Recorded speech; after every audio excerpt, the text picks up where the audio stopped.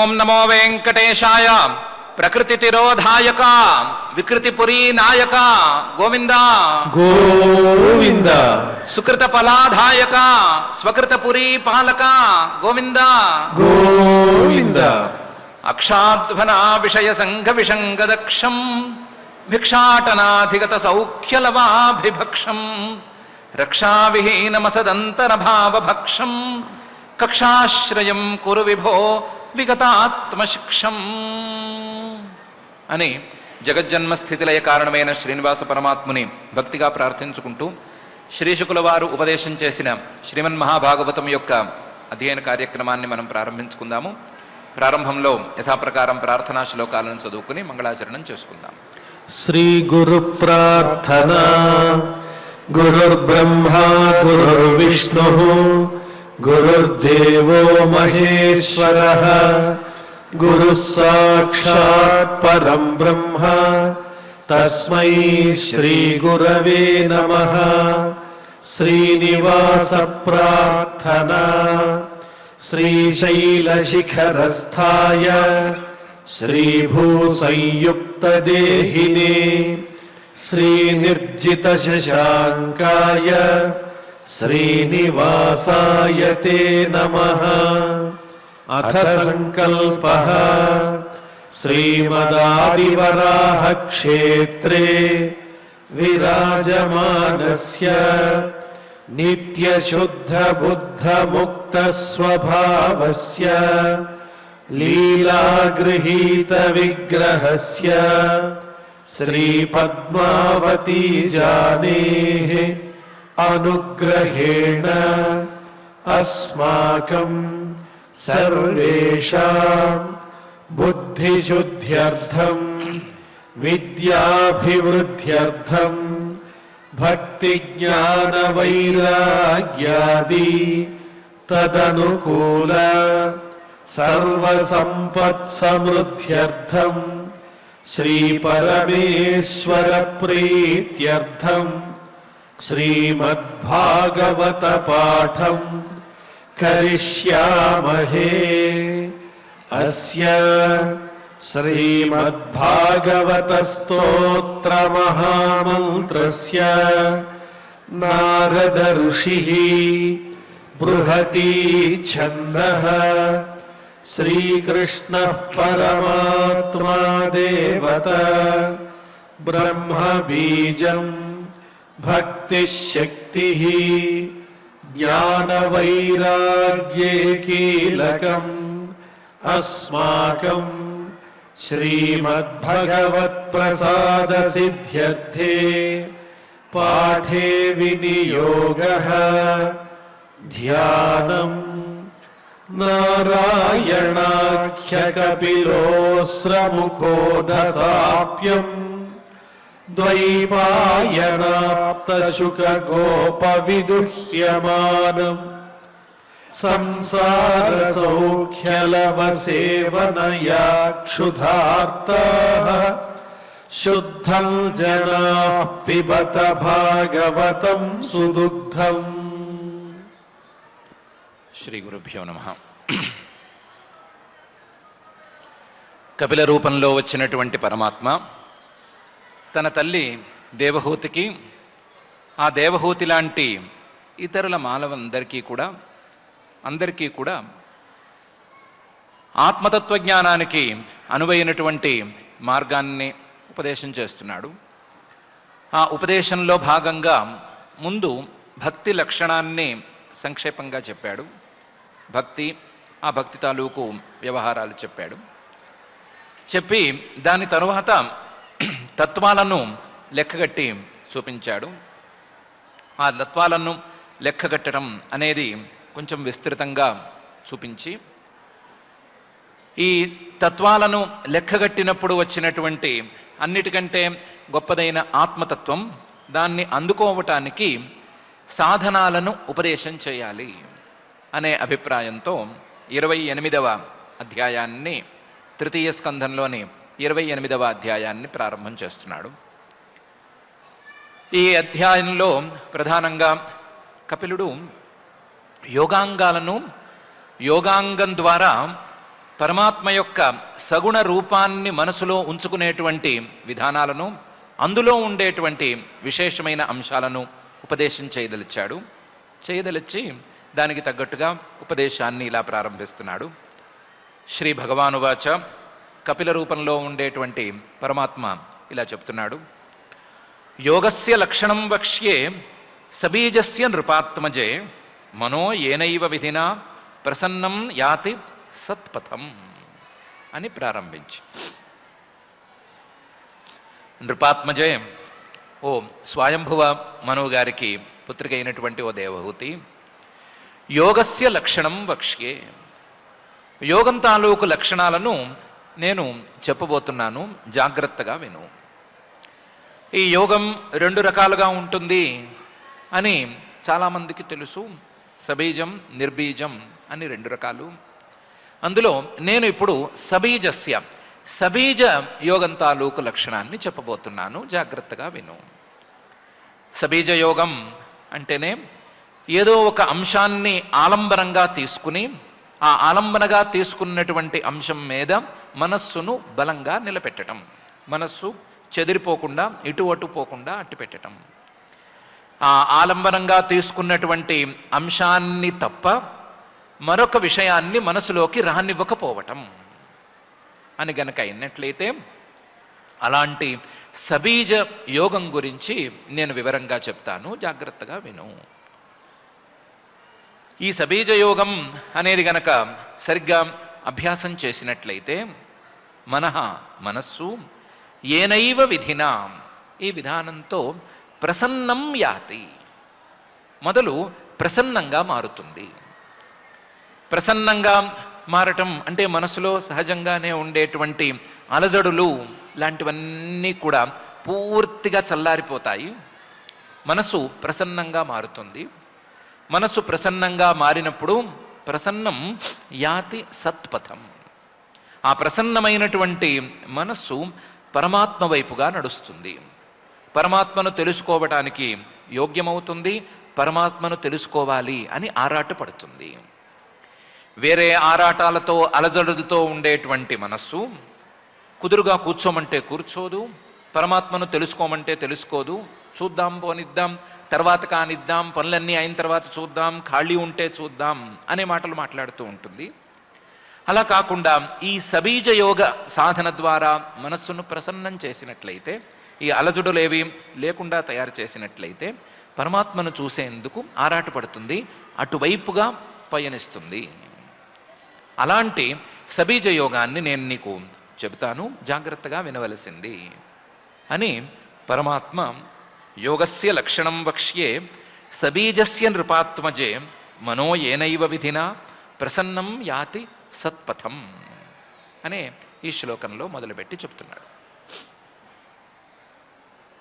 యోగాభ్యాసం అంటేనే హాయిగా కూర్చుని చేసేది అని అందరూ భ్రమపడతారు. హాయిగా కూర్చోవచ్చు, ముక్కు మూసుకోవచ్చు, నిద్ర వస్తే పోయినా సరే ఎవరికీ అర్థం కాదు, కనిపించదు.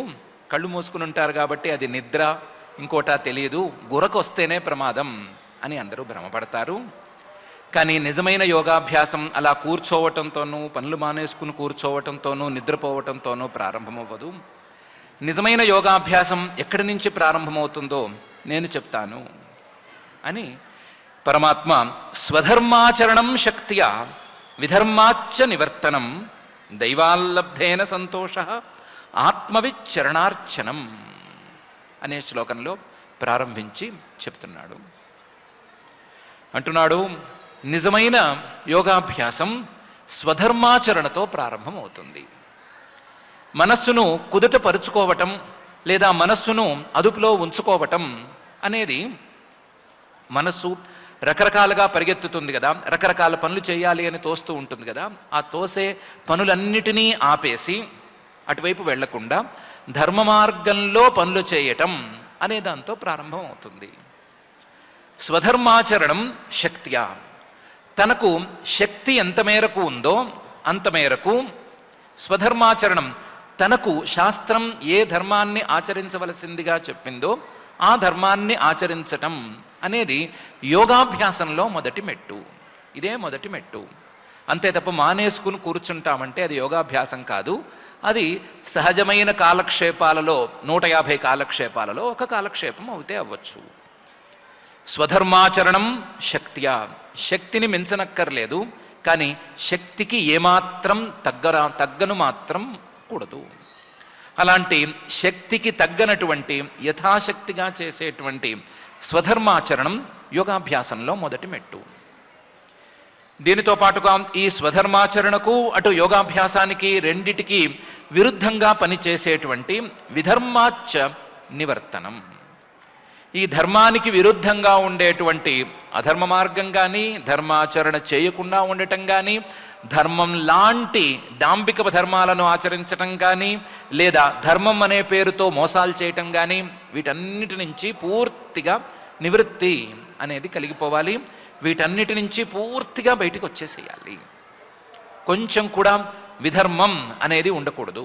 ధర్మానికి విరుద్ధంగా ఏ భావము, ఏ క్రియ ఉండటానికి వీల్లేదు. విధర్మాచ్చ నివర్తనం, ఇది యోగాభ్యాసంలో రెండవ మెట్టు. ఇంత చక్కగా ధర్మం అనేది గనక ఆచరించగలిగితే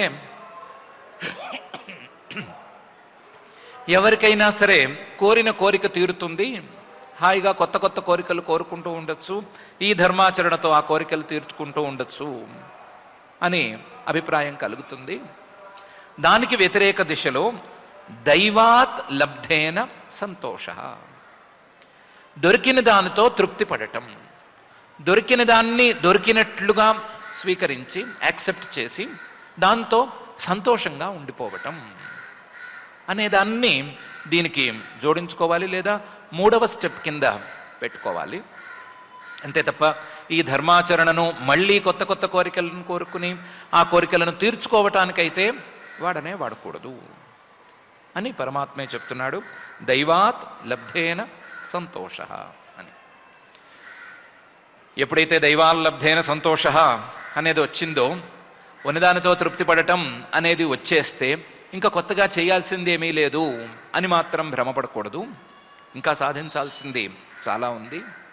అందుకని ఆత్మవిచరణార్చనం, ఆత్మతత్వజ్ఞానాన్ని అందుకున్నటువంటి వాళ్లను పట్టుకుని వాళ్ళ పాదాలను సేవించుకుని పూజించుకుని వాళ్ళ ద్వారా ఉపదేశాన్ని పొందటానికి సిద్ధం కావటం అనేది కూడా చేసుకోవాలి.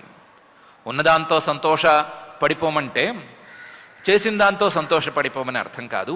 చేయవలసింది చాలా ఉంది కాబట్టి దానికి విరుద్ధంగా ఏమున్నా సరే దానికి సంతోషపడిపోయి ఊరికే కూర్చోమనే తప్ప చేయవలసిన పనులు ఆపేయమని కాదు అని ఆత్మవిచరణార్చనం అనే భాగంలో పరమాత్మే చెప్తున్నాడు.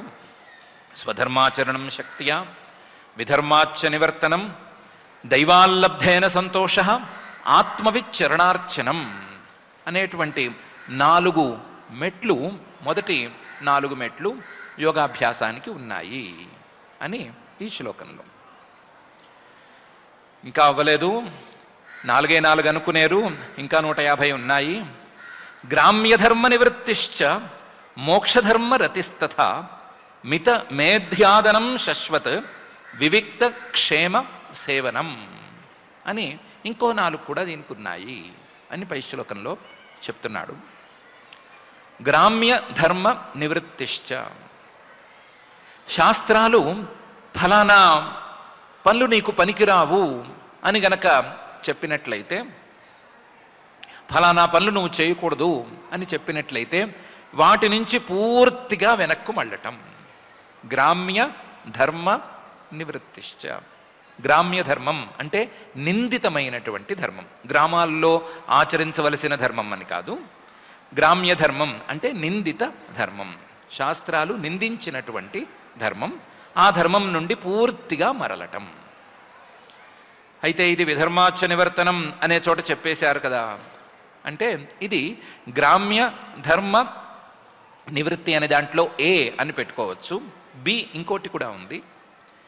ఏ కోరికను కోరి ధర్మాచరణ చేయకపోవటం, కోరికలతో ధర్మాచరణ చేయటం అనే విధానానికి పూర్తిగా స్వస్తి పలికేయటం అనేదాన్ని కూడా గ్రామ్య ధర్మ నివృత్తి అనే పదానికి అర్థంగా ఉంచుకోవచ్చు అని పరమాత్మ అంటున్నాడు. కోరికలను కోరటం, కోరికలను తీర్చుకోవటానికి ధర్మాచరణను వాడుకోవటం అనే విధానాన్ని పూర్తిగా కట్టి పెట్టేస్తే కానీ పైకి వెళ్ళటం అనేది సాధ్యం కాదు. కాబట్టి ఆ గ్రామ్య ధర్మ నివృత్తి అనేది ఈ దశలో దొరకవలసిందే. ధర్మాన్ని ఈ విధంగా వాడుకోవటం అనేది శాస్త్రాలు నిందిస్తున్నాయి అని అర్థం చేసుకోవాలి. చేసుకుని దానికి తగ్గట్లుగా గ్రామ్య ధర్మ నివృత్తి అనే దాన్ని సాధించాలి అని చెప్తున్నాడు. మరి గ్రామ్య ధర్మ నివృత్తి చేసుకుంటే ఎక్కడ ఇష్టపడాలి, ఎక్కడ ప్రీతిని కలిగి ఉండాలి అంటే మోక్షధర్మ రతిస్తథ అని పై భాగంలో చెప్తున్నాడు. మోక్షానికి కావలసినటువంటి ధర్మాలు, మోక్షానికి అందుకోవలసినటువంటి ధర్మాలు, వీటి మీద ప్రేమను పెంచుకోవాలి. మోక్షానికి కావలసినటువంటి ధర్మాలు నిష్కామ ధర్మాలు, భగవద్గీతలో పరమాత్మే చెప్పినటువంటి కర్మయోగం అని పిలువబడేటువంటి ధర్మాలు. అలాగే మోక్షానికి కావలసినటువంటి ధర్మాలు మనస్సు ప్రశాంతంగా ఉండటం, ఏకాగ్రంగా ఉండటం లాంటి ధర్మాలు. వీటి మీద ప్రేమను పెంచుకోవాలి. గ్రామ్య ధర్మాల మీద పూర్తిగా వైరాగ్యం లేదా వైరస్యం ఇవి పెరగాలి. మోక్ష ధర్మాల మీద ప్రీతి పెరగాలి. ఆ మోక్ష ధర్మాల మీద ప్రీతి పెరిగిన కొద్దీ మోక్ష మార్గం వైపుకు అడుగులు వేయటం అనేది పెరుగుతుంది. దానికి ఏం చేయొచ్చు అంటే ముందు మిత మేధ్య అదనం, తినే తిండి దగ్గర నుంచి అన్నిటి మీద జాగ్రత్త తీసుకోవాలి అని అంటున్నాడు. మితం శరీరానికి ఎంత కావాలో అంత తినటం, మేధ్యం తినేటువంటి తిండి, తీసుకునేటువంటి ఆహారం పరిశుద్ధంగాను మనకు మనసుకు లేదా శరీరానికి మంచి సంస్కారాలను అందించే విధంగాను ఉండేటట్లుగా చూసుకోవటం. మితం మేధ్యం, కేవలం మితం మాత్రమే కాదు, మేధ్యం చాలా ప్రధానమైనటువంటి అంశం. ఇలాంటి మిత మేధ్య అదనం అనే తీరులో ఆహారం దగ్గర నుంచి జాగ్రత్తగా చూసుకోవాలి. ఆహార శుద్ధౌ సత్వశుద్ధి, సత్వశుద్ధౌ దృఢామతి అని కదా ఉపనిషత్తు చెప్తోంది. దానికి తగ్గట్లుగా శుద్ధమైనటువంటి ఆహారాన్ని, ఆ ఆహారాన్ని మితంగా అనేది తీసుకోవటం ప్రారంభమైతే పైన అడుగులు పడగటానికి వీలుగా ఉంటుంది. మరీ కడుపు నిండా కాకుండా కంఠం దాకా తినేసి ప్రశాంతంగా నిద్రపోవాలి లేదా అరగట్లేదు అనేటువంటి తపనలో పడిపోతే ఇంకా చేసేది మాత్రం ఏముంటుంది, త్రేనుస్తూ కూర్చోవటం తప్ప చేసేది ఏముండదు. కాబట్టి హిత మిత మేధ్యాసనం అనేది అలవాటు చేసుకోవాలి అని పరమాత్మ అంటున్నాడు. దీనికి తోడు శశ్వత్ వివిక్త క్షేమ సేవనం. ఎప్పుడు వివిక్తం జనాలు తిరుగుతునేటువంటి ప్రదేశాల్లో కంటే కాస్త జనాల తాకిడి తక్కువగా ఉండేటువంటి ప్రదేశాల్లో ఉండటానికి ఇష్టపడాలి. వివిక్తం, జనాలు తాకిడి లేకపోతే గనక ఆ ప్రదేశానికి సేఫ్టీ ఉండకపోవచ్చు అనే భయం లేకుండా క్షేమ, కాస్త సేఫ్టీ ఉన్న చోటే చూసుకోవాలి. అలాంటి ప్రదేశాన్ని చూసుకుని అక్కడ ఉండటానికి ఎక్కువగా అభ్యాసం చేయాలి. జనాలు సహజంగానే మంచివాళ్ళు, చెడ్డవాళ్ళు అనేవాళ్ళు ఎవరు ఉండరు. కానీ మంచివాళ్ళు కలిస్తే కబుర్లు చెప్పేసుకుంటారు. మంచివాళ్ళు కొంచెం ఎక్కువసేపు కలిస్తే మంచితనం ఎక్కువైపోయి పోట్లాడుకుంటారు. మంచివాళ్ళు ఇంకొంచెం సేపు ఎక్కువ కలిస్తే విరోధాలు ఎక్కువ పెట్టుకుంటారు. వీడికంటే నేను, నాకంటే వీడు, ఎక్కువ గొప్ప, ఎవరు గొప్ప అనే పోట్లాటలు అనవసరంగా తెచ్చుకుంటారు. అందుకని మంచివాళ్లతో కలవకుండా, ఎవరితోనూ కలవకుండా ఏకాంతవాసం చేయటానికి ఎక్కువ మొగ్గు చూపాలి. ఆ ఏకాంతవాసం అనేది అందరికీ భయంకరంగానే ఉంటుంది. ఏకాంతవాసం ఎవరూ లేకపోతే, ఎవరు చూడకపోతే నా సేఫ్టీ మాట ఏమిటి అనే మాట వస్తుంది. అలాంటి సందేహం రాకుండా కాస్త సేఫ్టీ ఉన్న చోట చూసుకుని కూర్చోవడం నేర్చుకోవాలి అని ఈ శ్లోకంలో గ్రామ్య ధర్మ నివృత్తిశ్చ మోక్షధర్మ రతిస్తథా మితమేధ్యాదనం శశ్వత్ వివిక్త క్షేమ సేవనం అని ఇంకొక 4 స్టెప్స్, 4 మెట్లు, 4 సోపానాలు వీటి గురించి పరమాత్మ చెప్తున్నాడు. వీటికి తోడు అహింస, సత్యం, అస్తేయం, యావదర్థ పరిగ్రహ, బ్రహ్మచర్యం, తప, శౌచం, స్వాధ్యాయ, పురుషార్చనం అనే 9 సాధనాలను యోగ దర్శనంలో యమాలు నియమాలు అని చెప్పినటువంటి సాధనాలను పై శ్లోకంలో పరమాత్మ ఉపదేశం చేస్తున్నాడు. అహింస, ఏ ప్రాణిని హింసించాలి అనేటువంటి కోరికను కూడా కనీసం లేకుండా చేసుకోవటం, ఏ ప్రాణిని హింసించే అలవాటును మానుకోవటంతో పాటుగా హింసించాలి అనేటువంటి కోరికను కూడా వదిలేసుకోవటం అహింస. సత్యం, అబద్ధం చెప్పాలి అనేటువంటి కోరికను వదిలేసుకోవటం, నిజం మాత్రమే, ఎదుటివారికి ప్రియమైనటువంటి నిజాన్ని మాత్రమే చెప్పే అలవాటు ఉంచుకోవటం. అస్తేయం, దొంగతనం చేయాలి అనే కోరిక వదిలేసుకోవటం. దొంగతనం చేయాలి అనే కోరిక మాకుందా అనే ప్రశ్న వేయకుండా ఉందో లేదో వెతుక్కుని ఒకవేళ ఉంటే దాన్ని పక్కకు తోసేయటం. యావదర్థ పరిగ్రహ, జీవితానికి కడుపుకి ఎంత కావాలో అంతవరకు మాత్రమే సంగ్రహించి ఊరుకోవటం. యావదర్థ పరిగ్రహ, ఎంత సంపాదిస్తే, ఎంత తింటే, ఎంత తీసుకుంటే శరీరానికి జీవితానికి సరిపోతుందో, ప్రయోజనాలు కావలసినటువంటి సౌకర్యాలు అన్నీ అమరుతాయో అంతటితో ఆపేసుకోవటం. యావదర్థ పరిగ్రహ, శరీరానికి కావలసిన దానికంటే ఎక్కువ తినకుండా ఉండటం, జీవితానికి కావలసిన దానికంటే ఎక్కువ సంపాదన మీద ఆసక్తి లేకుండా ఉండటం. యావదర్థ పరిగ్రహ, ఇది ఒక సాధనం. బ్రహ్మచర్యం చెప్పుకోనక్కర్లేదు. తపః, శారీరకంగాను మానసికంగాను వాచికంగాను చేసేటువంటి తపస్సు, శరీరంతో చేసేటువంటి ఆయా క్రియలు, మనస్సుతో చేసేటువంటి, మనస్సును మౌనంగా ఉంచటం, మనస్సులో ద్వేషాలు కోపాలు లాంటివి లేకుండా చూసుకోవటం అనే తపస్సు. అలాగే మనస్సుతో చేసే ధ్యానం, ఇవన్నీ మానసికమైనటువంటి తపస్సులు. వాచికంగా చేసేటువంటి జపాలు, పారాయణులు లాంటివన్నీ. అలాగే నిజాన్ని మాత్రమే మాట్లాడటం, నిజాన్ని మాత్రమే మాట్లాడటం అనేటువంటి తపస్సు. ఈ 3 రకాలుగా ఉండేటువంటి తపస్సు. అలాగే శౌచం, శుచిగా ఉండటం, శరీరాన్ని మనస్సుని రెండిటిని శుభ్రంగా ఉంచుకోవటం. స్వాధ్యాయ, తమకు ఇష్టమైనటువంటి దేవతలకు సంబంధించినటువంటి మంత్రాలను వాటన్నిటినీ జపిస్తూ ఉండటం, లేదా మంచి మంచి శ్లోకాలను, పారాయణ గ్రంథాలను పారాయణం చేసుకోవటం, వీటన్నిటినీ స్వాధ్యాయ అనుకోవచ్చు. మనస్సుతో చేసే జపాన్ని కూడా స్వాధ్యాయం కిందకే తెచ్చుకోవచ్చు. పురుషార్చనం, ఆ పరమ పురుషుడైనటువంటి పరమాత్మను అర్చించుకునేటువంటి విధానాలను అనుసరించటం, అందులో భాగంగా ఆయన్ని పూజించుకునే విధానాలను వాటిని పాటించుకోవటం. అలాగే స్వకర్మలతో, మనం చేయవలసినటువంటి సత్కర్మలతో ఆయన్ని ఆరాధించుకునే పద్ధతిని పాటించటం. ఆయన ఆరాధన, అలాగే మనం చేసే స్వకర్మలు, ఆ స్వకర్మలన్నిటినీ ఆయనకు సమర్పించుకునే విధానంలో పురుషార్చనం అనేదాన్ని చేసుకోవటం. ఇవన్నీ కూడా యోగ సాధనలో చాలా ప్రధానమైనటువంటి మెట్లు అని అహింస, సత్యం, అస్తేయం, యావదర్థ పరిగ్రహ, బ్రహ్మచర్యం, తపః, శౌచం, స్వాధ్యాయ, పురుషార్చనం అనే ఈ శ్లోకంలో పరమాత్మ చెప్తున్నాడు.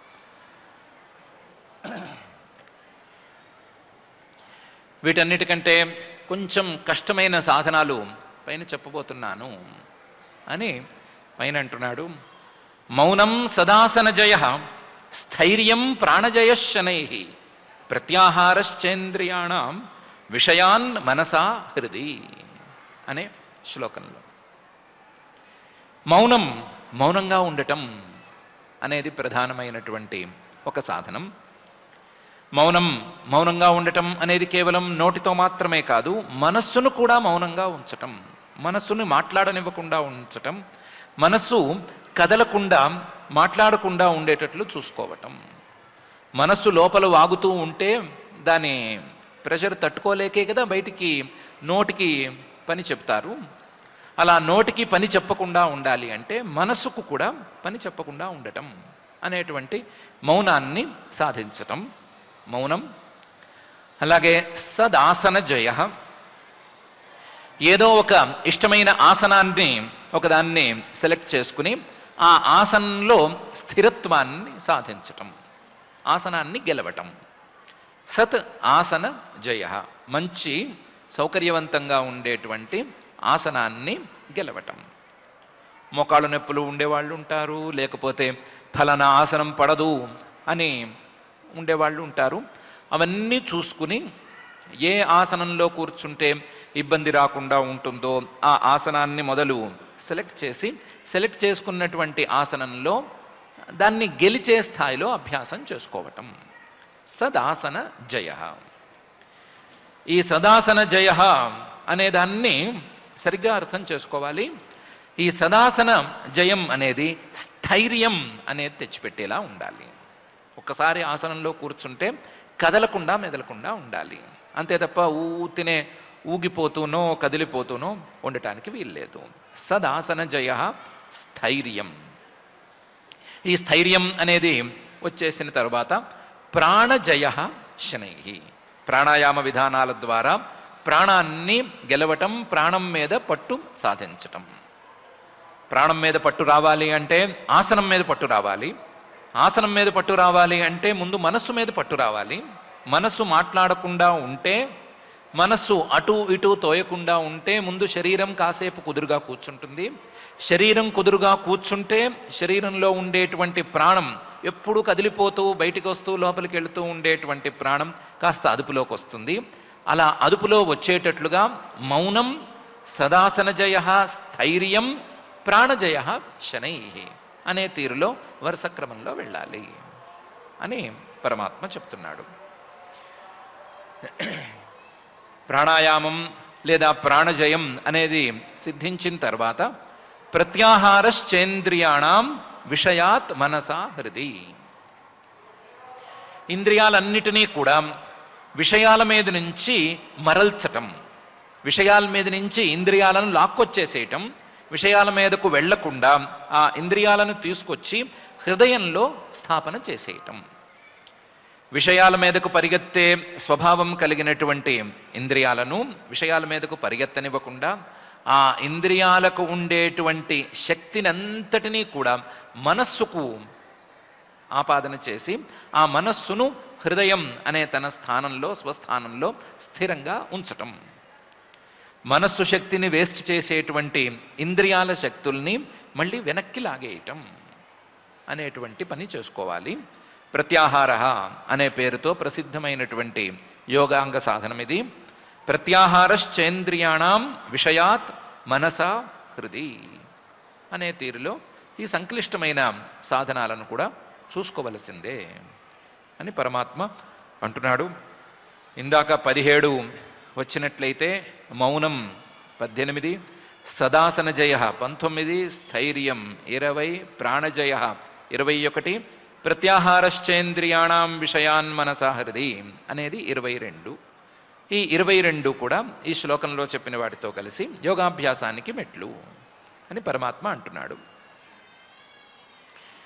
ఇది కాక ప్రత్యాహారం జరిగిన తరువాత కూడా చేయాల్సిన పని చాలా ఉంది అని స్వధిష్ణ్యానాం ఏకదేశే మనసా ప్రాణధారణం వైకుంఠలీలాభిధ్యానం సమాధానం తథా ఆత్మనః అనే శ్లోకంలో చెప్తున్నాడు. ఈ ప్రాణం అనేది శరీరంలో ఎక్కడెక్కడ సంచరిస్తోంది అని అందరికీ అర్థం కాదు. ఏదో చల్లటి గాలి పీల్చినప్పుడు ఏదో గుండెల వరకు వెళ్ళింది లేదా కడుపులో కూడా తెలిసింది అని తెలిస్తే గొప్ప. కానీ ప్రాణాయామం అనేది గనక సాధ్యపడితే, ప్రాణాయామం సాధించుకున్నట్లయితే, దాని ద్వారా ప్రాణజయ అనేది గనక వచ్చినట్లయితే ఈ ప్రాణం ఏ ఏ ప్రదేశాల్లో ఈ శరీరంలో సంచరిస్తోంది అనే విషయం తెలుస్తుంది. తెలిసినప్పుడు స్వధిష్ణ్యానాం ఈ ప్రాణం తాలూకు స్థానాలు ఏవేవి ఉన్నాయి అని కనిపెట్టి ఈ ప్రాణంతో పాటుగానే ఆ ప్రాణం వెనకాలే వెనక ముందునో కానీ మనస్సు కూడా అక్కడక్కడ ఉంది అనే విషయాన్ని కనిపెట్టి ఈ మనస్సుని ప్రాణాన్ని కలిపి ఏకదేశే ఒక స్థానంలో కావలసినటువంటి స్థానంలో ఉంచేయటం. ఏకదేశే అంటే ఎక్కడెక్కడ ఉంచాలి అంటే మళ్ళీ యోగశాస్త్ర రహస్యాలను వెతికితే మొత్తం శరీరంలో ఉండేటువంటి చక్రాలు ఎన్ని ఉన్నాయి, ఆ చక్రాల స్థానాలు ఏవి, ఆ చక్రాలకి ఈ ప్రాణానికి మనస్సుకి ఉండేటువంటి సంబంధం ఏంటి, ఏ చక్రం ఏ విధంగా ఉంటుంది, ఏ చక్రం దగ్గర ప్రాణాన్ని క్రియారూపంలో తీసుకొచ్చి ఎలా బంధించాలి, మనస్సును ఏ భావనతో తీసుకొచ్చి బంధన చేయాలి, ఇలాంటి విశేషాలన్నీ తెలుస్తాయి. ఆ విశేషాలను పట్టుకుని స్వధిష్ణ్యానాం ఏకదేశే ప్రాణం తాలూకు ఈ చక్రాలలో ఒక చక్రాన్ని ఒక స్థానాన్ని గట్టిగా పట్టి అక్కడ మనసా సహ ప్రాణధారణం మనస్సుని ప్రాణాన్ని రెండిటిని అట్టిపెట్టేయటం అనేటువంటి పని చేయాలి. మూలాధారం మొదలైనటువంటి చక్రాలు ఉంటాయి, ఆ చక్రాల్లో మనస్సుని ప్రాణాన్ని కలిపి కట్టేయటం అనేటువంటి ధారణ అనేది సాధించాలి. ధారణలో కూడా ఇది కొంచెం టాప్ ఎండ్ ధారణ కిందకు వస్తుంది. ఆ ధారణను సాధించాలి. ఈ ధారణ అనేది గనక ఏర్పాటైతే మనస్సు కుదురుగా ప్రాణం ఉన్న చోటే ఉండిపోయినట్లయితే అక్కడ ధ్యానాన్ని ప్రారంభించుకోవాలి. ధ్యానాన్ని ప్రారంభించుకునే ముందు మాత్రం చాలా జాగ్రత్తగా ఉండాలి అని పరమాత్మ చెప్తున్నాడు. వైకుంఠ లీలాభిధ్యానం అనే చోట యోగశాస్త్రంలో చెప్పేటప్పుడు ఏదో ఒక విషయం మీద మనస్సును స్థిరపరచటం అనే తీరులో చెప్తారు. ఏదో ఒక విషయం అంటే ఏదైనా అని కాదు, ఆ విషయం పరమాత్మ తాలూకు సగుణ రూపం అవ్వాలి. ఆ పరమాత్మ తాలూకు ఏదైనా ఒక సగుణ రూపాన్ని తీసుకుని వైకుంఠ లీల అని తీసుకుని ఆ వైకుంఠ లీల మీద ధ్యానం అనే దాన్ని నిలబెట్టాలి. వైకుంఠ లీలా అభిధ్యానం. అభిధ్యానం అన్ని వైపుల నుంచి ఏ రకంగా చూసినా సరే ఆ వైకుంఠ లీలను గురించే ఆలోచించుకోవటం, ఆ వైకుంఠుడి మీదే మనస్సు ధ్యానమగ్నమయ్యేటట్లు చూసుకోవటం అనేది చెయ్యాలి. దాని తర్వాత సమాధానం తథా ఆత్మనః. మనస్సుని పూర్తిగా దాని మీదే స్థిరపరిచేసి సమాధి స్థితిని అందుకోవాలి. మనస్సు కేవలం ఆ వైకుంఠుడి మీద, ఆ శ్రీమన్నారాయణ మూర్తి మీద తప్ప మరొక వైపుకు జరగనట్లుగా సాధించేసేసుకోవాలి. దీన్ని సమాధానం, సమాధి అని పిలుస్తారు. ఆ సమాధి స్థితిని అందుకునే దాకా సాధన చేయాలి అని పరమాత్మ చెప్తున్నాడు. స్వధిష్ణ్యానామేకదేశే మనసా ప్రాణధారణం వైకుంఠలీలాభిధ్యానం సమాధానం తథా ఆత్మనః అనే ఈ శ్లోకంలో ధారణ, ధ్యానం, సమాధి అనే మూడిటిని కూడా సాధించుకోవాలి. వెనకాల చెప్పినటువంటి సాధనాలన్నీ అమరిన తర్వాత ప్రత్యాహారం అనేది కూరిన తర్వాత వీటిని సాధించాలి అని పరమాత్మ చెప్తున్నాడు. ఇంతవరకు చెప్పిన సాధనాలున్నాయి, 25 సాధనాలు ఉన్నాయి. ఈ 25 మాత్రమే సాధనాలు అని భ్రమపడక్కర్లేదు. ఏతైరన్యైశ్చ పథిభిః మనోదుష్టమసత్పథం బుద్ధ్యాయుంజీత శనకైః జితప్రాణో హ్యతంద్రితః అని ఇలాంటివి ఎన్నున్నా, ఇలాంటి మంచి సాధనాలు ఎన్నున్నా సరే వాటన్నిటినీ పాటించుకోవలసిందే, వాటన్నిటినీ అనుష్ఠానం చేసుకోవలసిందే, వాటన్నిటినీ సాధించుకుంటూ ఉండవలసిందే, వాటి ద్వారా మనస్సును అదుపులో ఉంచుకోవలసిందే అని చెప్తున్నాడు. ఏతైః ఇప్పుడు చెప్పిన 25 ఉండనే ఉన్నాయి. అన్యైశ్చ ఇంకా చెప్పనివి, ఇందులో మిగిలినవి చాలానే ఉన్నాయి, ఇంకా చెప్పాల్సినవి కూడా చాలానే ఉన్నాయి. వాటన్నిటినీ కూడా కలుపుకుని పథిభి ఆ మార్గాలన్నిటినీ కూడా చేర్చుకుని ఏతైరన్యైశ్చ పథిభి మనస్సుని యుంజీత నిలబెట్టుకోవాలి. మనస్సును ఎందుకు నిలబెట్టుకోవాలి అంటే మనస్సు ఒకసారి వదిలేస్తే అది కాస్త దుష్టం అయిపోతుంది. మనస్సును గనక వదిలేసేస్తే అది చెడు మనస్సుగా మారిపోతుంది. మనస్సుకు గనక స్వాతంత్ర్యం ఇచ్చేస్తే అది అసత్పథం, మంచిదారినే ఎంచుకుంటుంది అని గ్యారంటీ లేదు.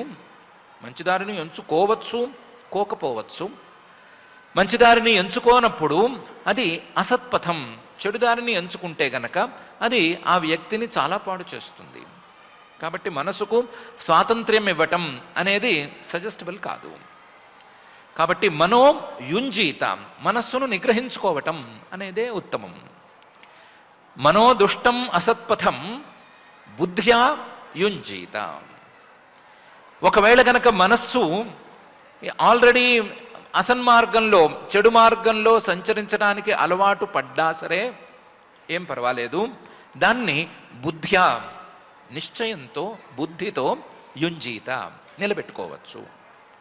మనస్సు ఒకవేళ అలవాటు పడిపోయినా పర్వాలేదు, నో ప్రాబ్లం ఎట్ ఆల్. కాకపోతే దానికి కావలసినటువంటి మనస్సును సన్మార్గంలో నిలబెట్టుకోవాలి అనేటువంటి నిశ్చయం ఉండాలి, బుద్ధి అనే నిశ్చయం ఉండాలి. ఆ నిశ్చయం ఉండే మాట అయితే బుద్ధ్యా యుంజీత. కాకపోతే దీనికి పొరపాటును కూడా కంగారు పడకూడదు. శనకైహి, నిదానంగానే దీన్ని సాధించుకోవాలి. జితప్రాణ అతంద్రిత. జితప్రాణ, దీనికి తగ్గట్లుగా మనస్సు మీద దెబ్బ కొట్టడానికి ప్రాణాయామాన్ని అలవాట్లో ఉంచుకోవాలి. అతంద్రిత, మనస్సు బెసిగిపోకుండా చూసుకోవటానికి ఏమాత్రం అనవధానం లేదా ఏకాగ్రత లేకపోవటం, పట్టించుకోకపోవటం లాంటివి లేకుండా జాగ్రత్తగా మనస్సు మీదే దృష్టి పెట్టి ఉంచాలి. ప్రాణాయామం అనేది మనస్సుకు చాలా పెద్ద దెబ్బ.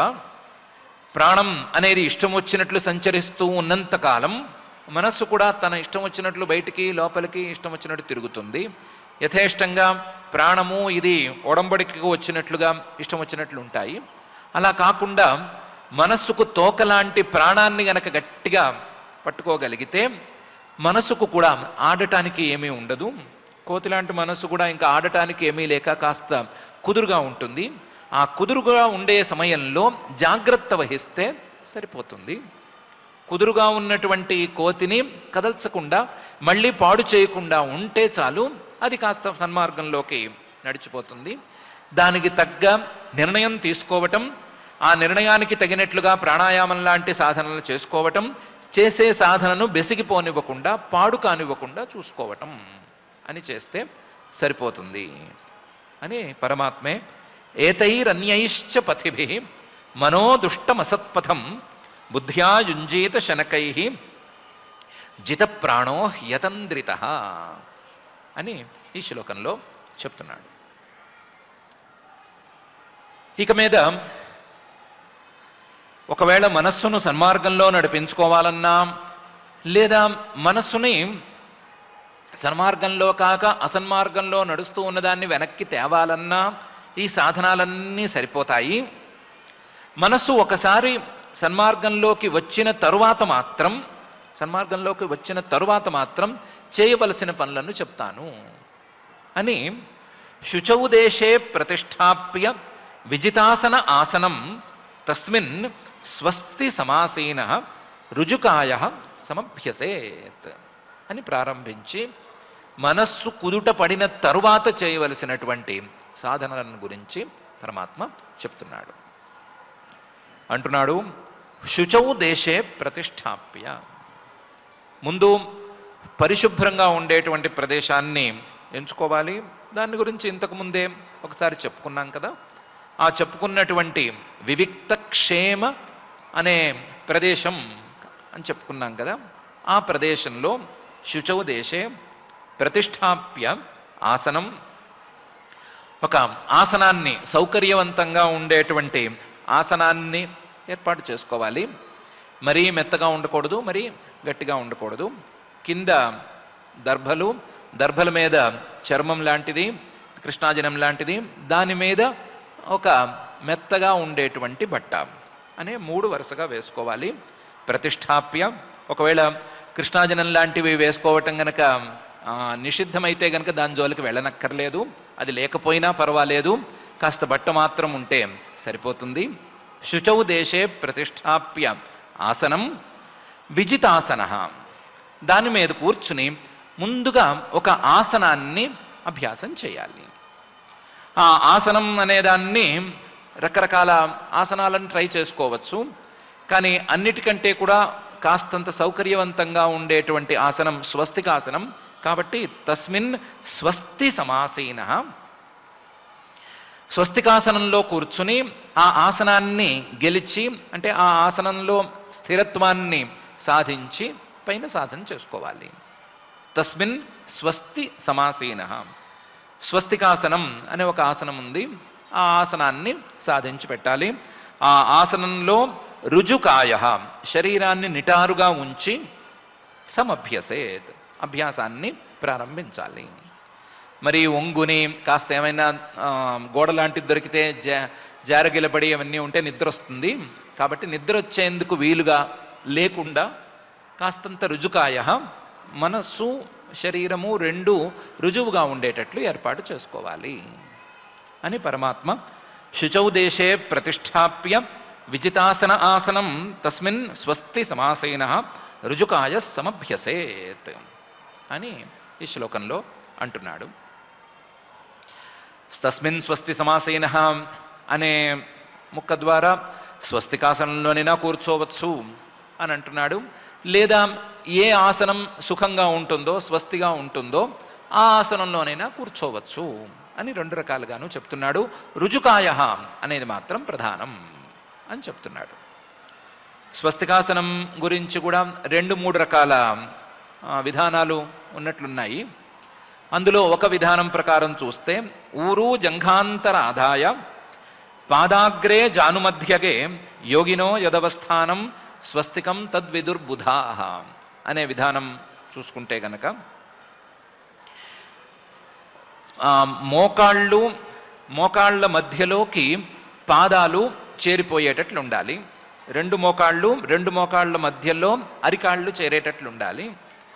ఆ అరికాళ్ళు చేరేటువంటి సమయంలో పిక్కలు అలాగే తొడలు ఈ 2 కలిసిపోయి ఉండాలి. పిక్కలు తొడలు కలిసిపోయి ఉండాలి. 2 అరికాళ్ళు కూడా బయటికి కనిపించకుండా ఈ జాయింట్స్ ఉంటాయి కదా, జాయింట్స్ మధ్యలోకి చేరిపోవాలి. మోకాళ్ళ మధ్యలోకి 2 అరికాళ్ళు చేరాలి. 2 పిక్కలు కూడా తొడలకి పూర్తిగా దగ్గరగా ఉండాలి. దగ్గరగా ఉండేటువంటి ఆసనాన్ని ఒక విధానం ప్రకారం స్వస్తికాసనం అని పిలుస్తారు. ఈ ఆసనానికి వేరే పేరు పెట్టినటువంటి విధానము ఉంది. స్వస్తికాసనాన్ని ఇంకో విధానంలో చూపించినటువంటి పద్ధతి కూడా ఉంది. 2 మోకాళ్లను ఒక సమాంతర రేఖలో ఉంచి 2 అరికాళ్లను 2 వైపులకి తీసుకురావటం అనే విధానం కూడా స్వస్తికాసనానికి ఉన్నట్లుంది. ఎలా ఉన్నా సరే స్వస్తికాసనం లేదా సుఖాసనం అనే దాన్ని సాధించుకుని దాని ద్వారా శరీరాన్ని కదల్చకుండా ఉండటం, శరీరాన్ని నిటారుగా ఉంచటం అనేది చేసుకోవాలి అని ఈ శ్లోకంలో పరమాత్మ చెప్తున్నాడు. ఇదైన తర్వాత ఆసన సిద్ధి అనేది ఏర్పడిన తరువాత ప్రాణస్య శోధయేన్ మార్గం పూర కుంభక రేచకై ప్రతికూలేన వా చిత్తం యథాస్థిరం అచంచలం అనే శ్లోకంలో ప్రాణాయామాన్ని సాధన చేయాలి అని చెప్తున్నాడు. ప్రాణస్య శోధయేన్ మార్గం, ప్రాణం తాలూకు మార్గం, ప్రాణం తాలూకు గతి, దీన్ని కాస్తంత బాగు చేయాలి. ఇన్ ద సెన్స్ ఏమీ లేదు, ఇంతవరకు ప్రాణం దాని ఇష్టం వచ్చినట్లు అది సంచరిస్తోంది. ఎప్పుడు కావాలంటే అప్పుడు లోపలికి వెళుతుంది, ఎప్పుడు కావాలంటే అప్పుడు బయటకు వచ్చేస్తోంది. అలా కాకుండా ఎప్పుడు కావాలనుకుంటే అప్పుడు లోపలికి రావాలి. ఎంతసేపు బయటికి విడవదలుచుకుంటే అంతసేపు బయటికి రావాలి. నువ్వు కాసేపు ఆగిపో అంటే ఉండిపోవాలి. ఆ పరిస్థితులలో ఆ దశకు వచ్చేటట్లుగా ఈ ప్రాణాయామ సాధన చేయాలి. ప్రాణస్య శోధయేత్ మార్గం. దానికి ఏం చేయొచ్చు అంటే పూరక కుంభక రేచకై ఇవి చేయొచ్చు. పూరకం అంటే గాలిని పీల్చుకోవటం, రేచకం అంటే గాలిని వదిలిపెట్టేయటం, ఈ రెండిటి మధ్య కుంభకం, గాలిని లోపల నిలబెట్టి ఉంచటం. పూరక, రేచక, కుంభకాలు అనే 3 విధానాలతో ప్రాణాన్ని అదుపులోకి తీసుకోవటం.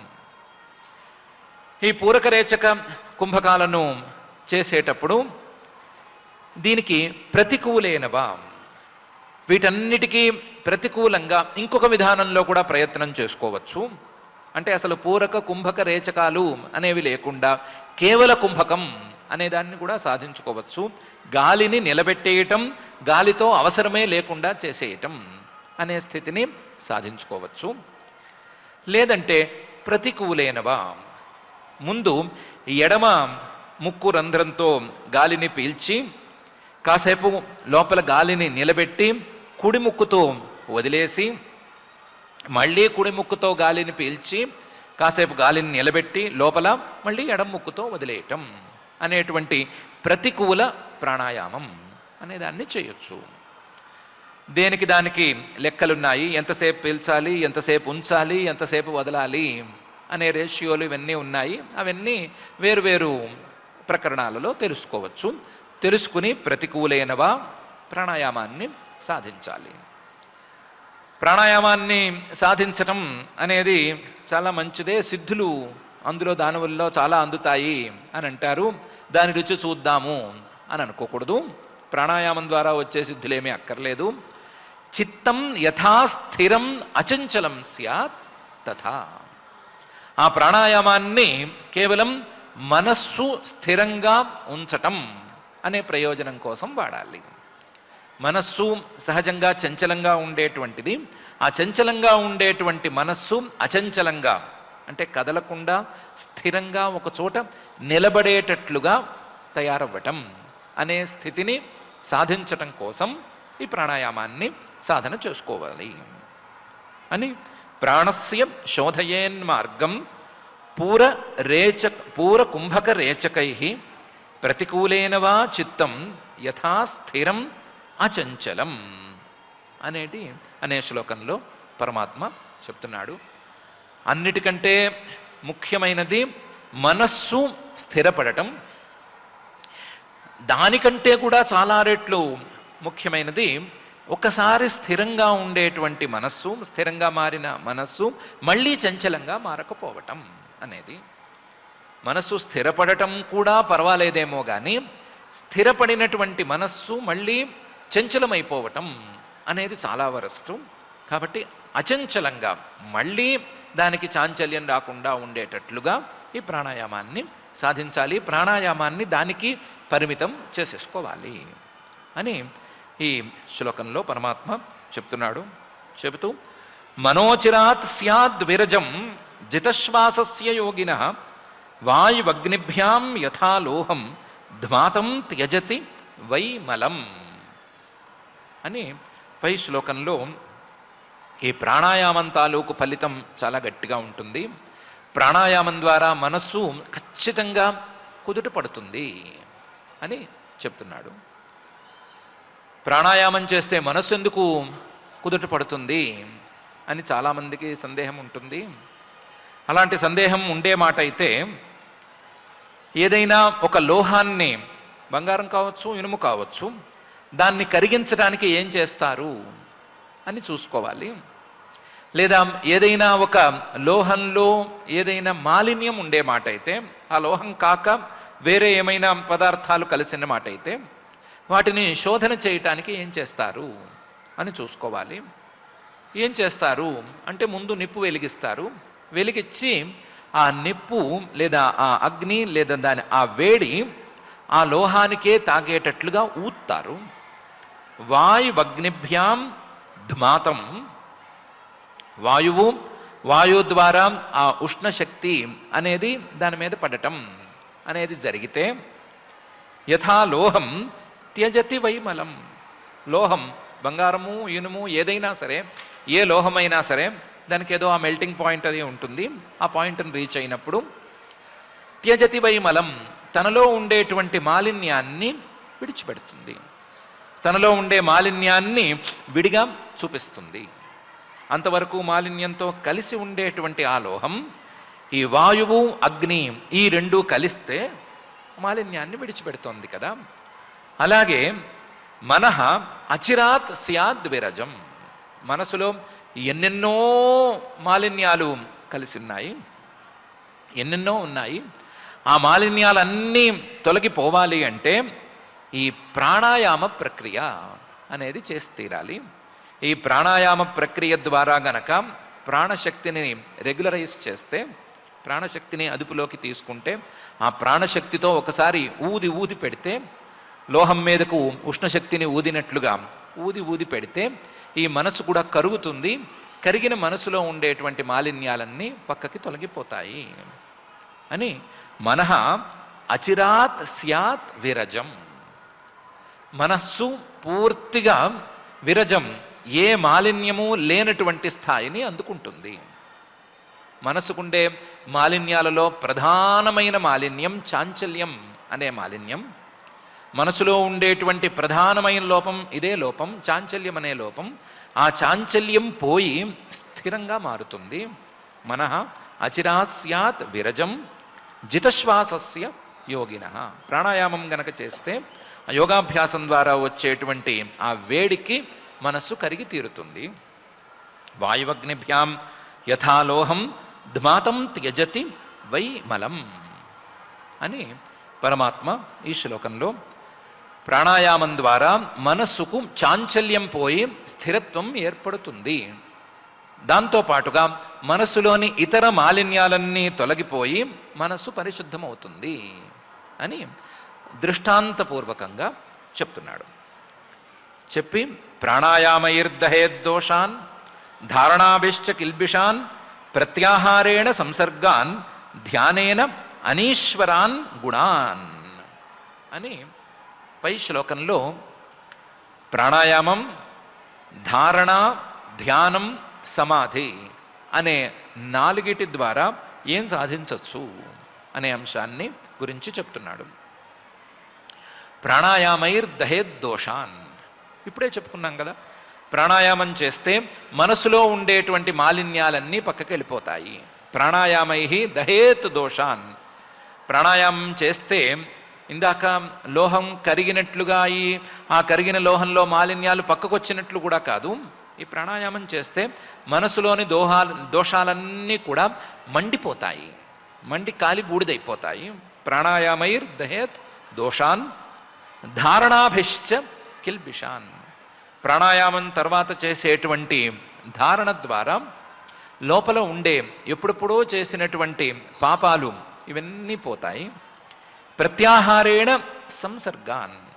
ప్రత్యాహారం అనేది గనక సాధించినట్లయితే విషయ సంసర్గం అనేది పోతుంది. ధ్యానేన అనీశ్వరాన్ గుణాన్. ధ్యానం అనేది గనక అలవాటైతే మనస్సుకు ఉండేటువంటి అనీశ్వర గుణం లేదా మనస్సుకు ఉండేటువంటి బిచ్చమెత్తుకునేటువంటి గుణం, అంటే ప్రతి విషయాన్ని కోరుకునేటువంటి గుణం అది పోతుంది. మనస్సు ఎప్పటికప్పుడు ఏదో ఒక విషయాన్ని కోరుకుంటూ బిచ్చమెత్తుకుంటోంది. ఈ మనస్సు తన శక్తి కంటే చాలా కింద స్థాయిలో ప్రవర్తిస్తోంది. తన శక్తికి తగ్గట్లుగా నడుచుకోవట్లేదు. ఆ మనసుకు ఉండేటువంటి అనీశ్వర గుణం అనేది పోవాలి అంటే దానికి ధ్యానం అనేది తప్పనిసరిగా కావాలి అని పరమాత్మ చెప్తున్నాడు. ప్రాణాయామం అంటే తెలుసు, పూరక రేచక కుంభకాలు లేదా కేవల కుంభకం, ఇది ప్రాణాయామం, ప్రాణజయం. దాని ద్వారా దోషాలు పోవటం, వాతపిత్త శ్లేష్మాది శరీరంలో ఉండేటువంటి దోషాలు పోతాయి, మనసులో ఉండేటువంటి దోషాలు పోతాయి. అన్ని దోషాలు పోయి శరీరము మనస్సు రెండు స్థిరంగాను బలంగాను మారిపోతాయి. అలాగే ధారణ అంటే తెలుసు, మనస్సును వాయువును ఒక చక్రంలో లేదా ఒక అంశం మీద కట్టడి చేసేయటం అనేటువంటి ధారణ. ఆ ధారణ ద్వారా పాపాలను తొలగించుకోవటం అనేది జరుగుతుంది. ప్రత్యాహారం అనేది మనకు తెలిసిందే, విషయాల మీద నుంచి మనస్సును లాగేయటం అని. విషయాల మీద నుంచి మనస్సును గనక లాగినట్లయితే, ఇంద్రియాలను కూడా లాగేసినట్లయితే ఆ విషయాలతో ఉండేటువంటి సంబంధం అనేది తొలగిపోతుంది. ధ్యానం అంటే తెలుసు, మనస్సును ఒక అంశం మీదకే ప్రవేశపెట్టడం, మనస్సులో రేగేటువంటి ఆలోచనలన్నీ కూడా ఒకే అంశం మీదకు మళ్ళటం అనేటువంటిది ధ్యానం. ఆ ధ్యానానికి ఆలంబనంగా వైకుంఠ లీలాభిధ్యానం అనే పాదంలో శ్రీమన్నారాయణమూర్తిని పరమాత్మే చూపించాడు. శ్రీమన్నారాయణమూర్తి మీదే, పరమాత్మ యొక్క ఒక సగుణ రూపం మీదే మనస్సు యొక్క ఆలోచనలన్నీ మళ్ళుతూ ఉండటం అనేటువంటిది ధ్యానం. ఆ ధ్యానం ద్వారా మనస్సుకు అంటినటువంటి అనీశ్వర గుణాలు, కామక్రోధాదులు ఇవన్నీ పోవటం అనేది జరుగుతుంది అని పరమాత్మ చెప్తున్నాడు. దీని ద్వారా సమాధి స్థితి అనే దానికి ఫలితాన్ని ఊహించుకోవచ్చు. సమాధి స్థితి ద్వారా ఆ లక్ష్యంతో కలిసి మమేకమైపోవటం అనేటువంటి పరిస్థితి ఏర్పడుతుంది అని చెప్తున్నాడు. ప్రాణాయామైర్దహేద్దోషాన్ ధారణాభిశ్చ కిల్బిషాన్ ప్రత్యాహారేణ సంసర్గాన్ ధ్యానేనానీశ్వరాన్ గుణాన్ అనే ఈ శ్లోకంలో యదా మనస్స్వం విరజం యోగేన సుసమాహితం కాష్ఠాం భగవతో ధ్యాయేత్ స్వనాసాగ్రావలోకనః అనే పై శ్లోకంలో ఈ ధారణాధ్యాన సమాధులు కూడా కుదిరిన తరువాత, సమాధి స్థితి కూడా సవిషయంగా మారిపోయిన తరువాత, యదా ఎప్పుడైతే మనస్సు విరజం సహజంగా ఎన్నెన్నో మాలిన్యాలతో కూడి ఉండేటువంటి మనస్సు విరజం ఏ మాలిన్యము లేనటువంటి స్థితిని అందుకుంటుందో అప్పుడు అది స్వం తన మనస్సు అవుతుంది. అలాంటి తన మనస్సుని, విరజమైనటువంటి మనస్సుని యోగేన సుసమాహితం, యోగాభ్యాసం ఇంతవరకు చెప్పుకున్నటువంటి యోగాభ్యాసంతో సుస్థిరంగా మారి ఉంటుంది కదా, ఆ సుస్థిరంగా మారినటువంటి ఈ మనస్సుతో కాష్ఠాం భగవతో ధ్యాయేత్, పరమాత్మ యొక్క ఏదైనా ఒక సగుణ రూపాన్ని తీసుకుని, ఒక మూర్తిని తీసుకుని ఆ మూర్తిని ధ్యాయేత్, ధ్యానం చేసుకోవాలి. దానికి ఏం చేయాలి అంటే, ధ్యానం అంటే చాలామంది మాలో చేస్తారు. ధ్యానం అంటే కళ్ళు మూసుకుంటారు, కళ్ళు మూసుకుంటే సహజంగా వచ్చేది రానే వచ్చేస్తుంది, అంబ పలుకుతుంది. అలా కాకుండా కళ్ళు మూసుకుంటే వచ్చే అంబ పలకకుండా స్వనాసాగ్రావలోకనః, తన కళ్ళని రెండిటినీ కూడా తన ముక్కు యొక్క చివరి భాగానికి అంటించేసేయాలి, లేదా కళ్ళతో కేవలం స్వనాసాగ్రాన్ని మాత్రమే చూస్తూ ఉండాలి. అలా స్వనాసాగ్రావలోకనగా ఉంటూ అటు అంబ పలక్కుండా చూసుకోవాలి. అదే సమయంలో కళ్ళు తెరిస్తే దిక్కులు చూడటం అనేటువంటి అలవాటుకు కూడా దూరంగా జరగాలి. కళ్ళు తెరిచే ఉంచాలి కానీ దిక్కులు చూడకూడదు. కళ్ళు పని చేయకూడదు కానీ నిద్రపోకూడదు.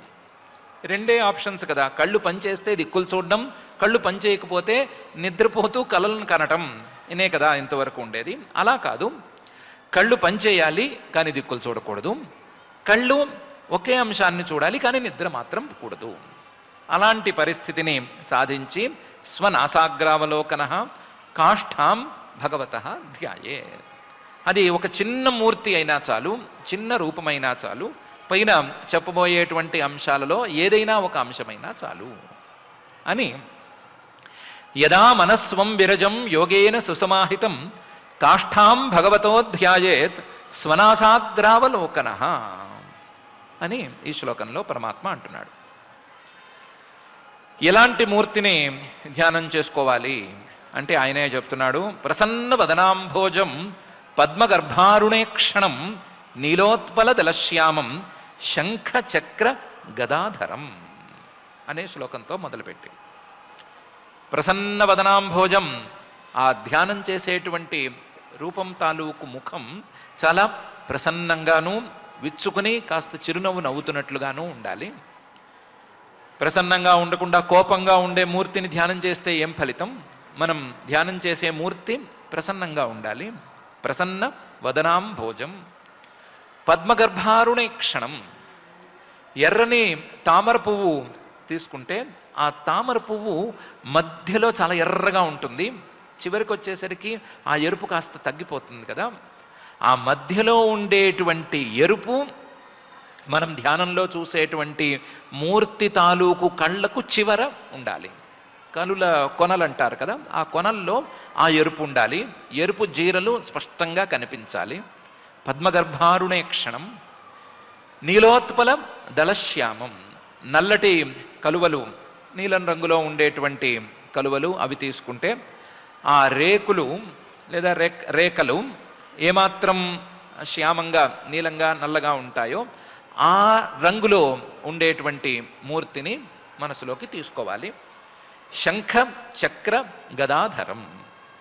4 చేతులు, 4 చేతుల్లోనూ శంఖము చక్రము, పై 2 చేతుల్లోనూ, కింద ఒక చేతిలో గద. ఎలాగూ ఇంకో చేయి ఖాళీగా ఉంది, ఖాళీగా ఉంచకుండా ఆ చేతిలో ఒక పద్మం అనే తీరులో పెట్టుకోవాలి. ప్రసన్న వదనాంభోజం పద్మగర్భారుణే క్షణం నీలోత్పల దళశ్యామం శంఖ చక్ర గదాధరం అనే తీరులో ఆ ధ్యేయ మూర్తిని ఉంచుకోవాలి అని చెప్తున్నాడు. లసత్పంకజ కింజల్క పీత కౌశేయవాససం శ్రీవత్స వక్షసం భ్రాజత్ కౌస్తుభాముక్త కంధరం అనే తీరులో దానికి ఇంకా కూడా విశేషణాలను అందిస్తున్నాడు. ఆయన మీద వస్త్రం కనిపించాలి. కళ్ళు మూసుకుంటే లేదా కళ్ళు అరమోడ్పు కళ్ళతో ఉన్నప్పుడు ధ్యానంలో ఆయన మీద ఉండే వస్త్రం కూడా కనిపించాలి. ఆ వస్త్రం కనిపించడం కాదు, ఆ వస్త్రం తాలూకు రంగు కూడా సరిగ్గా కనిపించాలి. లసత్ పంకజ కింజల్క పీతం. అది తామర పువ్వును తీసుకుంటే తామర పువ్వులో లోపల ఉండేటువంటి పుప్పొడి కొంచెం పౌడర్ లాగా ఉంటుంది కదా, ఆ పుప్పొడి ఎంత పింక్ కలర్లో ఉంటుందో అలాంటి పింకిష్ కలర్లో ఉండేటువంటి కౌశేయ వాససం. పట్టుబట్ట కట్టుకున్నట్లుగా కనిపించాలి. అలాగే ఆయన వక్షస్థలం మీద శ్రీవత్సం అనే పేరుతో కొంచెం వంకర తిరిగి ఉండేటువంటి మత్స కనిపించాలి. మచ్చ కూడా స్పష్టంగా కనిపించాలి. అందులో నల్లగా ఉండే ఆయన మీద ఇంకా నల్లగా ఉండే మచ్చ కనిపించాలి. శ్రీవత్స వక్షసం. దీనికి తోడు భ్రాజత్ కౌస్తుభాముక్త కంధరం. ఆయన మెడలో ఒక హారం, ఆ హారానికి కౌస్తుభం అనే పేరుతో ఉండేటువంటి మణి, ఆ మణితో కూడినటువంటి కౌస్తుభాముక్త కంధరం ఆయన మెడ స్పష్టంగా కనిపించాలి. లసత్ పంకజ కింజల్క పీత కౌశేయవాససం శ్రీవత్స వక్షసం భ్రాజత్ కౌస్తుభాముక్త కంధరం. మత్తద్విరేఫకలయా పరీతం వనమాలయా పరార్ధ్యహార వలయ కిరీటాంగద నూపురం అనే తీరులో ఇంకా కూడా ఆయన మీద ఉండేటువంటి ఆభరణాలు, తులసిమాల ఇవన్నీ కూడా కనిపించాలి అని చెప్తున్నాడు. ముందు తులసిమాల కనిపించాలి. ఆ తులసిమాల ఒక్కటే కనిపిస్తే సరిపోదు. పరీతం వనమాలయ కాదు, మత్తద్విరేఫకలయ.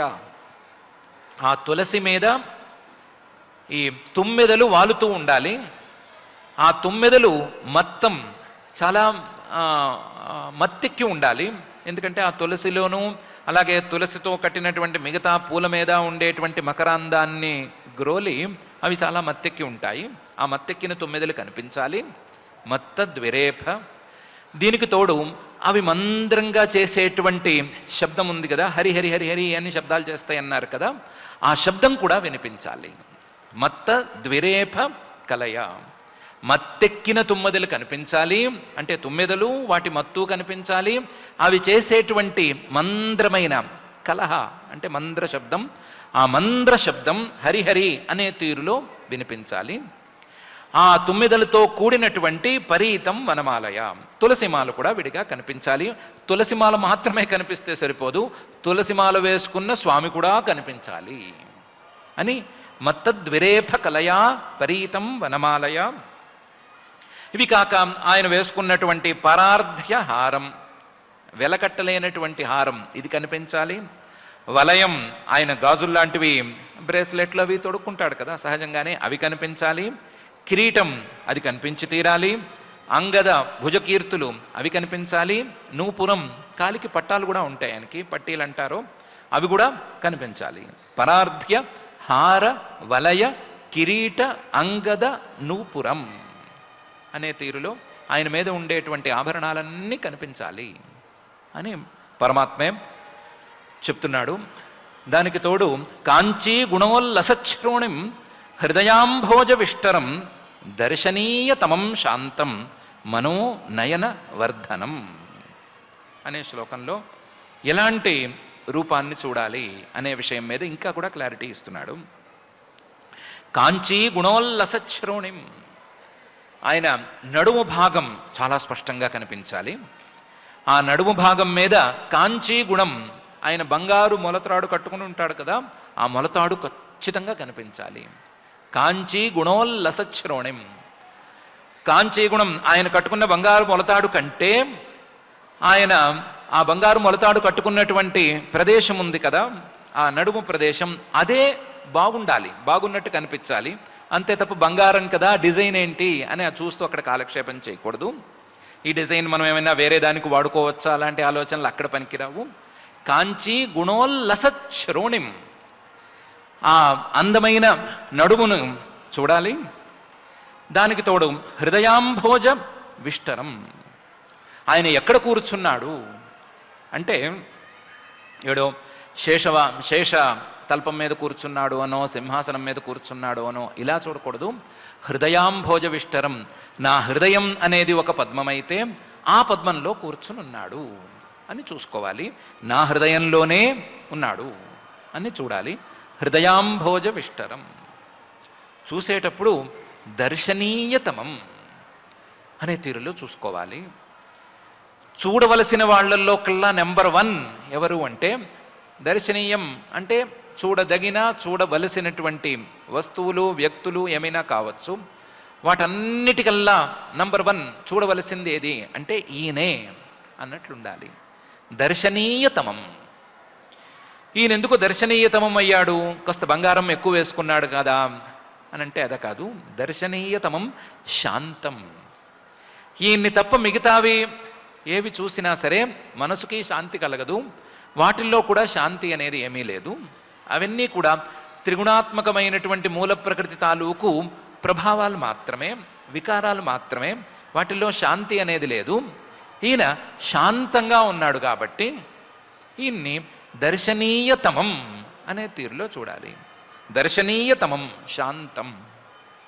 ఇంతేకాదు మిగతావి ఏం చూసినా సరే, మిగతా వాటిని గురించి ఏం ఆలోచించినా సరే కళ్ళు అరిగిపోవటం, మనస్సు శక్తులు ఉడిగిపోయి పడిపోవటం అనేది జరుగుతుంది.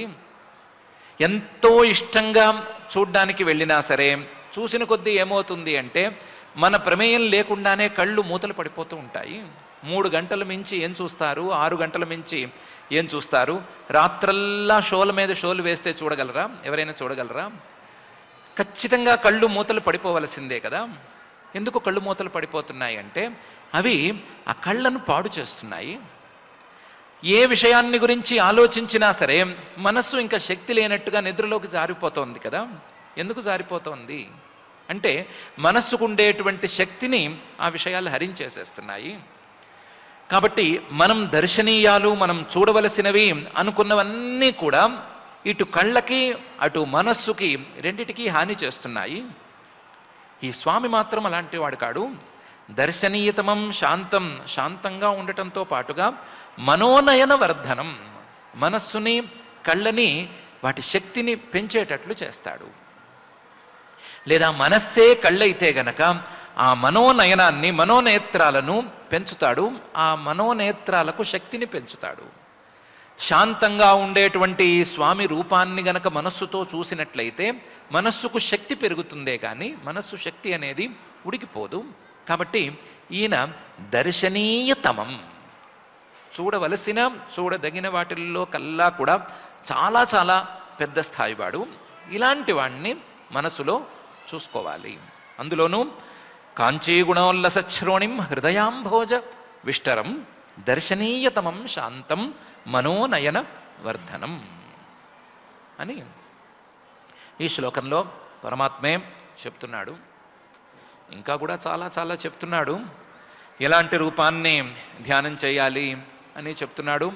ఎలాంటి రూపంలో ఉండేటువంటి ఏ అంశాన్ని ధ్యానం చేయాలి అని కూడా చెప్పబోతున్నాడు.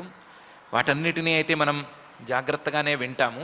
అందులో స్వామి గురించి ఏం చెప్పినా సరే అందంగానే ఉంది కాబట్టి ఇబ్బంది లేదు అనే తీరులో వినటానికి ఏమీ మనం అభ్యంతరపడము. కానీ ఆ రూపాన్ని చూడటానికి చేయవలసినటువంటి సాధన మీద మాత్రం కాస్తంత జాగ్రత్త వహిద్దాము. ఏ రకంగా సాధన చేయమంటున్నాడు, ఏ రకంగా సాధన చేస్తే ఆ రూపాన్ని దర్శించేటువంటి పరిస్థితి వస్తున్నాడు అనే అంశం మీద కాస్త జాగ్రత్త చూసుకుందాము. అన్నిటికంటే ప్రధానమైన 2 అంశాల మీద మాత్రం మనం దృష్టి పెట్టి తీరదాము. ఒకటి స్వధర్మాచరణం, రెండోది విధర్మాన్ నివృత్తి అనేటువంటి అంశం. మనం చేయగలిగింది, మనం తొందరగా పట్టు సాధించగలిగింది ఆ అంశాల మీదే కాబట్టి మన స్వధర్మం ఏంటి, మనకు శాస్త్రం చెప్పేటువంటి ధర్మం ఏంటి, మనకు వేదాలు బోధించేటువంటి ధర్మాలేంటి, వైదికమైన ధర్మాలేంటి, వీటి మీద మనం నిలబడటం ఎట్లా, ఇవి కాక మనం చేయని, మనం చేయనక్కర్లేని, చేస్తే టైం వేస్ట్ అయిపోయేటువంటి పరధర్మాలు విధర్మాలు ఎన్నున్నాయి, వాటి నుంచి మనం బయటికి రావటం ఎట్లా. బ్యాలెన్స్ కనుక చూసుకున్నట్లయితే, తాసులో వేసి చూసుకున్నట్లయితే విధర్మాలు ఎక్కువగా మనలో ఉన్నాయా లేదా స్వధర్మాలు కనీసం ఉన్నాయా అనే దాని మీద జాగ్రత్త చూసుకుందాము. చూసుకుని స్వధర్మాచరణం అని పరమాత్మ చెప్పినటువంటి మొట్టమొదటి అడుగు వేద్దాము. ఆ స్వధర్మాచరణం ద్వారా క్రమక్రమంగా ఒక మెట్టు తర్వాత ఒకటి, ఒక మెట్టు తర్వాత ఒకటి అందుకని పరమాత్మే చెప్పినటువంటి పరమాత్మ రూపాన్నే కాకుండా ఆయన యొక్క నిర్గుణ స్వరూపాన్ని కూడా దర్శించుకునేటువంటి స్థాయికి ఎదుగుదాము.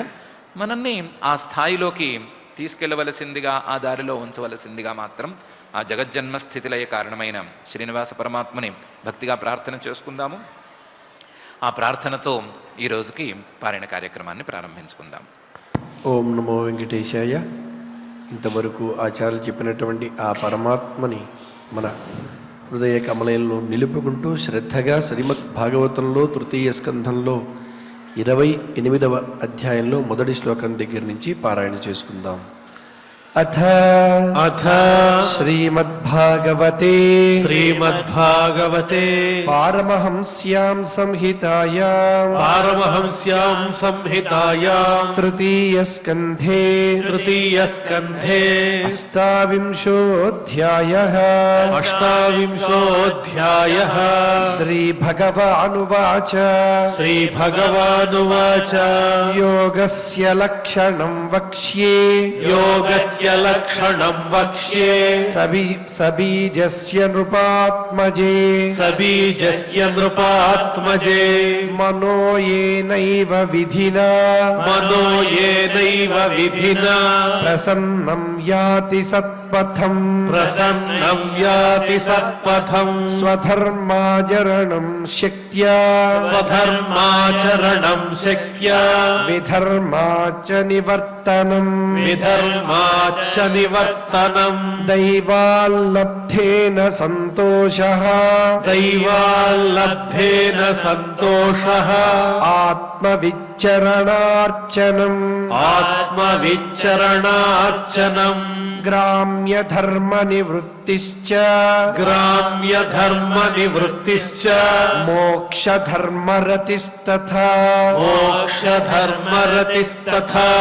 మితమేధ్యాదనం శశ్వత్ వినిక్తక్షేమ సేవనం అహింసా సత్యమస్తేయం యావదర్థ పరిగ్రహః బ్రహ్మచర్యం తపశ్శౌచం స్వాధ్యాయః పురుషార్చనం మౌనం సదాసనజయః స్థైర్యం ప్రాణజయః శనైః ప్రత్యాహారశ్చేంద్రియాణాం విషయాన్ మనసా హృది స్వధిష్ణ్యానామేకదేశే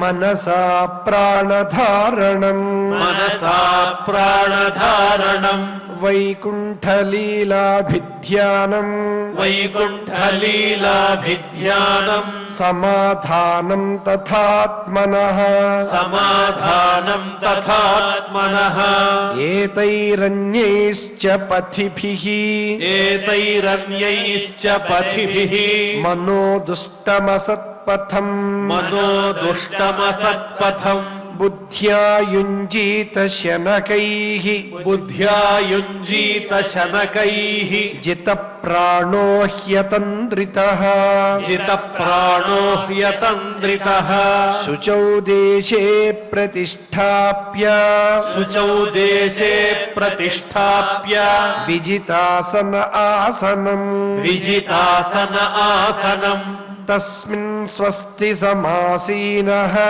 తస్మిన్ స్వస్తి సమాసీనః రుజుకాయ సమభ్యసేత్ రుజుకాయః సమభ్యసేత్ ప్రాణస్య శోధయేన్మార్గం ప్రాణస్య శోధయేన్మార్గం పూరకుంభకరేచకైః పూరకుంభకరేచకైః ప్రతికూలేన వాచిత్తం ప్రతికూలేన వాచిత్తం యథా స్థిరమచంచలం యథా స్థిరమచంచలం మనోచిరాత్ స్యాద్విరజం మనోచిరాత్ స్యాద్విరజం జితశ్వాసస్య యోగినః జితశ్వాసస్య యోగినః వాయువగ్నిభ్యాం యథా లోహం వాయువగ్నిభ్యాం యథా లోహం ధ్వాతం త్యజతి వైమలం ధమాతం త్యజతి వైమలం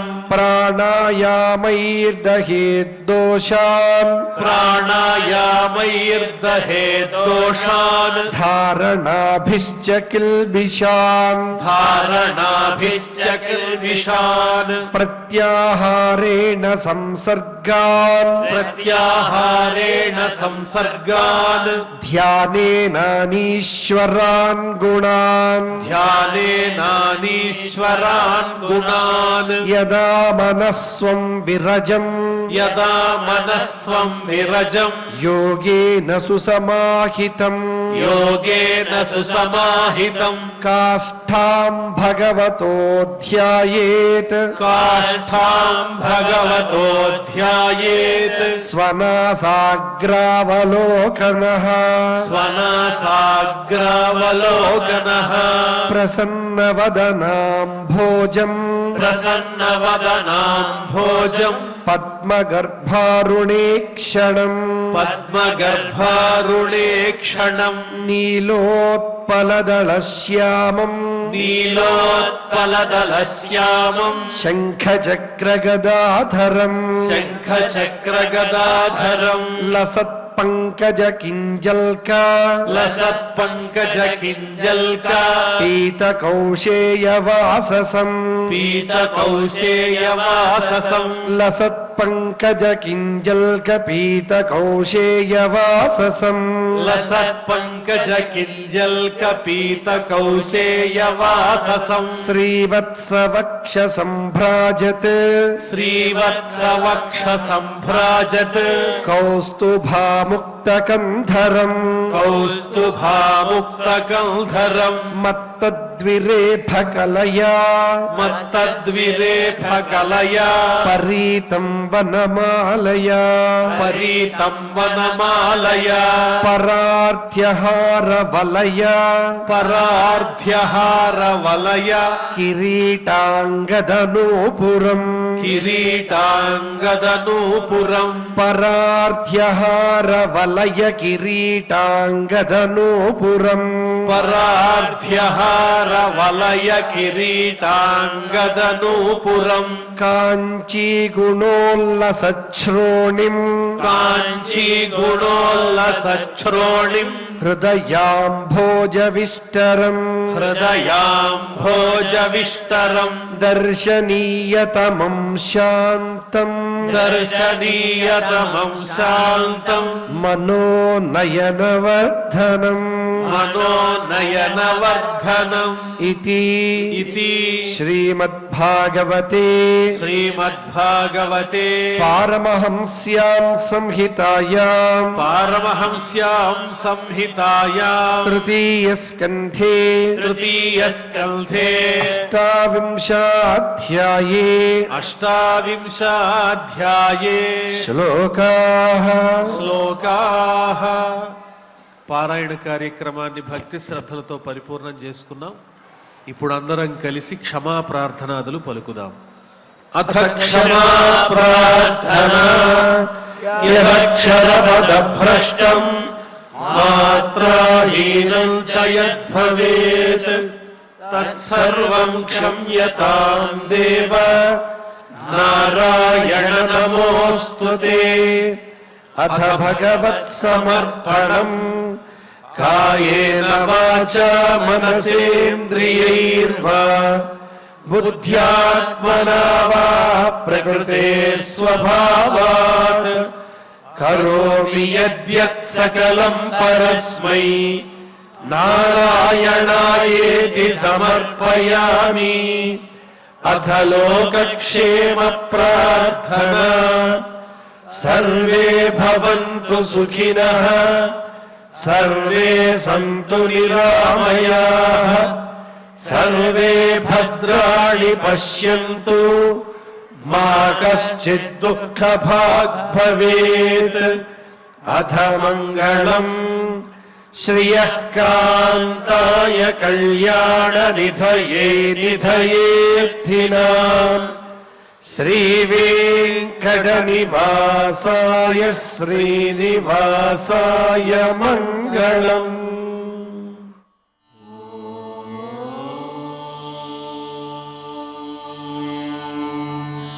ना